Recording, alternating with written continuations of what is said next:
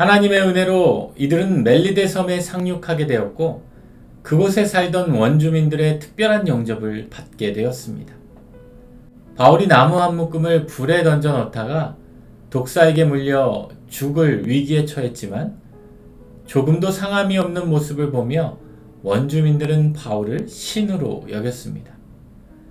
그 섬에서 가장 높은 사람 보블리오가 이들을 사흘이나 영접하였으나 그의 부친이 열병과 이질에 걸려 누워있게 되었습니다.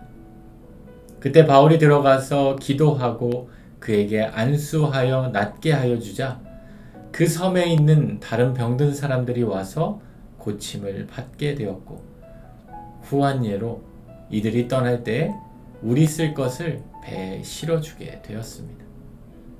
이들은 바울의 도움으로 구조되었고 섬에서도 바울에 의해 존귀 여김을 받으며 원주민들로부터 극한 영접을 받게 되면서 죄인 신분으로서 로마에 호송되던 바울이 영향력이 높아지기 시작했습니다. 특별히 오늘 말씀 가운데 멜리데 섬에 들어가서는 바울을 호송하는데 총책임을 지고 있던 백부장 율리오나 배를 운항하던 선장과 선주도 더 이상 언급되지 않을 정도로 바울의 이야기로만 가득 차 있게 됩니다. 오늘 말씀을 묵상하면서 우리가 삶 가운데 신앙인으로서 어떠한 영향력을 끼치며 살아가야 하는지를 바울의 모습을 통해 배울 수 있게 됩니다.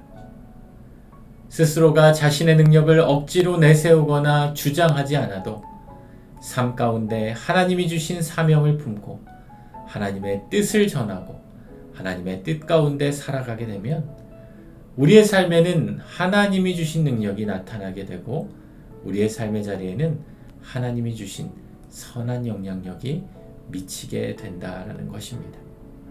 그리고 그러한 선한 영향력이 미치게 되는 그 자리에서는 하나님의 말씀을 증거할 수 있는 자리가 될 수 있습니다. 오늘 하루도 우리의 삶 가운데 바울과 같은 삶이 되기를 소망해 봅니다.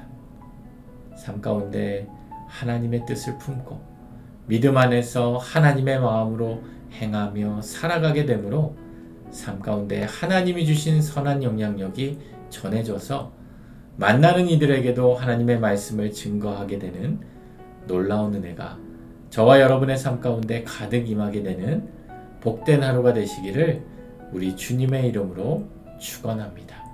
기도하겠습니다. 하나님, 오늘도 삶 가운데 하나님의 뜻을 품고 선한 영향력을 끼치는 은혜로운 하루가 되게 하여 주옵소서. 예수님의 이름으로 기도드립니다. 아멘.